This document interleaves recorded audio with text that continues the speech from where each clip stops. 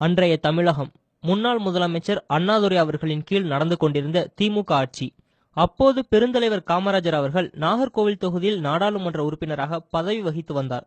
அப்போதைய அமெரிக்க அதிபர் நிக்சன் இந்தியாவிற்கு சுற்றுப்பயணம் மேற்கொண்ட போது கர்ம வீரர் காமராஜர் ஐயா அவர்களை காண வேண்டியிருந்தார்.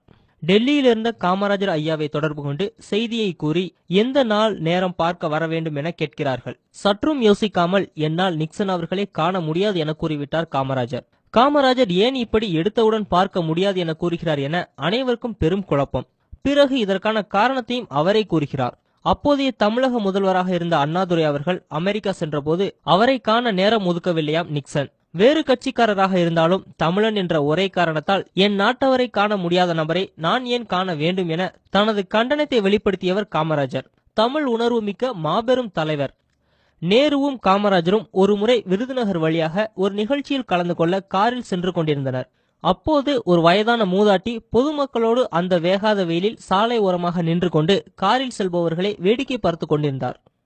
நேரு உடனே காமராஜரிடம் அந்த மூதாட்டி யார் என உங்களுக்கு தெரியுமா என கேட்கிறார். காமராஜர் சிரித்துக்கொண்டே அது எனது அம்மா என்கிறார். உடனே நேரு காரை நிறுத்தி கீழிறங்கி காமராஜரின் அம்மாவிடம் சென்று நீங்கள் ஒரு சிறந்த மனிதரை பெற்றெடுத்துள்ளீர்கள் என மனமுருகி கூறி நன்றி தெரிவித்து விடை பெற்றாராம். இது காமராஜர் பருவத்தில் நடந்த சம்பவம். காமராஜர் படித்த பள்ளியில் ஒவ்வொரு வருடமும் விநாயகர் சதுர்த்தி விழா நடத்தும் முறை இருந்தது. விழா முடிந்ததும் அனைவருக்கும் பிரசாதம் வழங்குவார்கள். பிரசாதம் வழங்கும் நேரத்தில் பெரும்பாலான மாணவர்கள் வரிசையில் முண்டியடித்துக் கொண்டு ஒரு முறைக்கு பல முறை மீண்டும் மீண்டும் சென்று பிரசாதம் வாங்கிக் கொண்டே இருந்துள்ளனர். இதை பார்த்து கொண்டே இருந்த காமராஜர் ஒரு கட்டத்தில் வரிசையில் நிற்காமல் தனியாக ஒதுங்கி நின்று கொண்டார். எல்லாரும் வாங்கி சென்ற பிறகு கடைசியில் மீதமிருந்த பிரசாதத்தை வாங்கிக் கொண்டு வீட்டுக்கு சென்றுள்ளார். வீட்டில் அவரது தாய் எல்லோரும் அதிகமாக பிரசாதம் வாங்கி செல்லும் போது நீ மட்டும் ஏன் இவ்வளவு குறைவாக வாங்கி வந்துள்ளாய் என காமராஜரிடம் கேட்டுள்ளார். அதற்கு காமராஜரோ எனக்கு முண்டியடித்து வாங்க விருப்பமில்லை. விழாவிற்காக அனைத்து மாணவர்களிடமும் 5 காசு வாங்கினார்கள். ஆனால் பிரசாதத்தை அதே போல அனைவருக்கும் சமமாக கொடுக்கவில்லை. இது அவர்களது தவறு என கூறியுள்ளார். சிறு வயதிலிருந்தே தீர்க்கமான முடிவுகள் எடுப்பதிலும் தவறை தட்டி கேட்பதிலும் முன்னுதாரணமாக விளங்கியவர் காமராஜர். காமராஜர் முதல் முறையாக முதலமைச்சரான காலம் அது. அப்போது முதலமைச்சர் கோட்டாவில் ஆண்டுக்கு 20 மருத்துவ சீட் ஒதுக்கப்பட்டிருந்தது. மாவட்ட வாரியாக தேர்ந்தெடுக்கப்பட்ட கோப்புகள் 100 என்ற எண்ணிக்கையில் காமராஜரின் மேஜையில் வைக்கப்பட்டிருந்தது. அப்போது தலைமைச் செயல் அதிகாரி இதிலிருந்து நீங்கள் 20 கோப்புகளை தேர்வு செய்ய வேண்டும். உங்களுக்கு கால அவகாசம் இருக்கின்றது. நிதானமாக இதை நீங்கள் படித்து பார்த்து தேர்வு செய்யலாம் என கூறினார். காமராஜர் சற்றும் யோசிக்காமல் இதற்கு ஏன் நேரம் எடுத்துக்கொள்ள வேண்டும் என சரசரவென்று 100 கோப்புகளில் இருந்து 20 எடுத்துக் கொடுத்தார். இதை கண்ட தலைமைச் செயலருக்கோ மிகுந்த வியப்பு. ஐயா, எப்படி இவ்வளவு சீக்கிரம் தேர்வு செய்தீர்கள்? எந்த அடிப்படையில் இந்த 20 கோப்புகளையும் நீங்கள் எடுத்து தருகிறீர்கள் என கேள்வி கேட்டார். இதில் என்ன வியப்பு?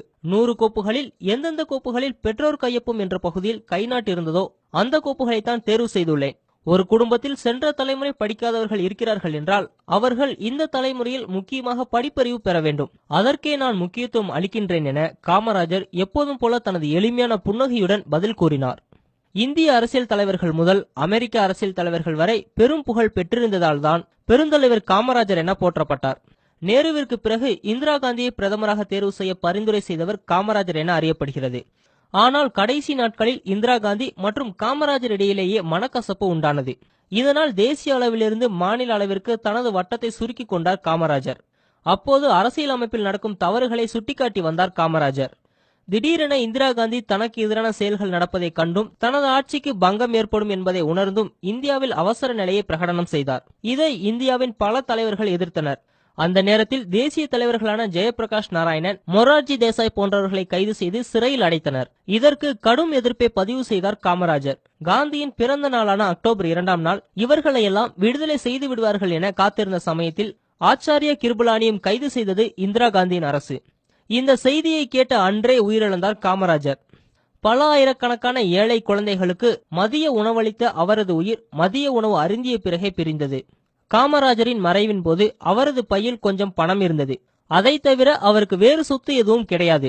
தமிழகத்தின் சிறந்த முதல்வர், இந்தியாவின் ஆகச் சிறந்த தலைவராக திகழ்ந்த காமராஜர் தனது கடைசி நாள் வரை வாடகை வீட்டில்தான் வசித்து வந்தார்.